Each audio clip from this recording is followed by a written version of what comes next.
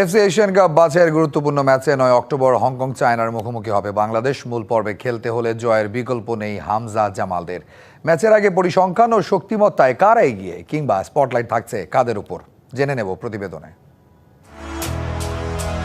সময়ের হিসেবে প্রায় 4 যুগ। এএফসি এশিয়ান কাপে 1980 সালে সবশেষ এবং একমাত্র অংশগ্রহণ বাংলাদেশের। কাজী সালাউদ্দিন, আশরাফুদ্দিন চূর্ণদের পর তাদের উত্তরসূরি হামজা জামালরা আর অংশ নিতে পারেনি এশিয়ান কাপের মূল পর্বে। আবারও বাংলাদেশের সামনে সুযোগ এশিয়া কাপের মূল পর্বে খেলার। 2027 এএফসি এশিয়ান কাপের মূল পর্বে খেলতে বাংলাদেশের সামনে কঠিন চ্যালেঞ্জ। সি গ্রুপে হংকং চায়নার বিপক্ষে আসন্ন 2 ম্যাচে জিততে হবে জামালদের। এরপর হারাতে হবে ভারত সিঙ্গাপুরকেও। পারবে কি বাংলাদেশ? আপাতত হংকং চায়নাতেই সব মনোযোগ বাংলাদেশের। র্যাঙ্কিংয়ে জামালদের অবস্থান 184-তে। সি গ্রুপে 1 ড্র ও 1 হারে বাংলাদেশ আছে পয়েন্ট তালিকার 3-এ। মূল পর্বে খেলতে হতে হবে গ্রুপ চ্যাম্পিয়ন। কাজটা মোটেও সহজ নয় জামালদের জন্য। নিঃসন্দেহে বাংলাদেশের সবচেয়ে বড় ভরসার নাম হামজা চৌধুরী। মাঝমাঠ দখলে রাখার পাশাপাশি আক্রমণ শানাতে লেস্টার সিটি তারকাকে ঘিরেই পরিকল্পনা বাংলাদেশের। আরেক তারকা সমিত সোমকেও নিতে হবে বড় দায়িত্ব। তবে বাংলাদেশের বড় সমস্যা ফিনিশিং।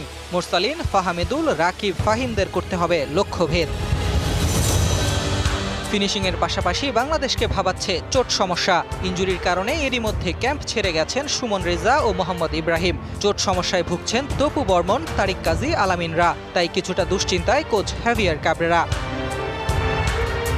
হংকং চায়না দলে রয়েছেন একঝাঁক প্রবাসী ফুটবলার। তারাই দলের মূল শক্তি। অ্যাটাকিং থার্ডে জুনিনহো, এভারটন কামার্গো, ম্যানোলা প্লেদা বাংলাদেশকে ফেলবেন কঠিন পরীক্ষায়। মিডফিল্ড ও ডিফেন্সে ফার্নান্দো ও লিওন জোন্সরা তো রয়েছেন জামালদের আক্রমণ ঠেকাতে। ফিফা র্যাঙ্কিংয়েও বাংলাদেশের চেয়ে গিয়ে 146 নম্বরে হংকং চায়না। পরিসংখ্যানও কথা বলছে হংকং চায়নার হয়ে। 4 ম্যাচে কেবল 1 ম্যাচেই ড্র করতে পেরেছে বাংলাদেশ। বাকি 3 ম্যাচেই হার। এবার নিশ্চিতভাবেই গল্পটা নতুন করে লিখতে চাইবেন হামজা, সমিত, ফাহমিদুলরা।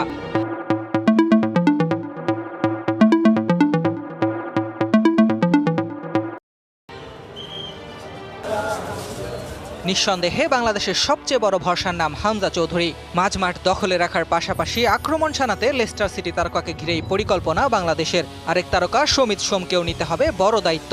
তবে বাংলাদেশের বড় সমস্যা ফিনিশিং। মুরসালিন, ফাহামিদুল, রাকিব, ফাহিমদের করতে হবে লক্ষ্যভেদ। ফিনিশিংয়ের পাশাপাশি বাংলাদেশকে ভাবাচ্ছে চোট সমস্যা।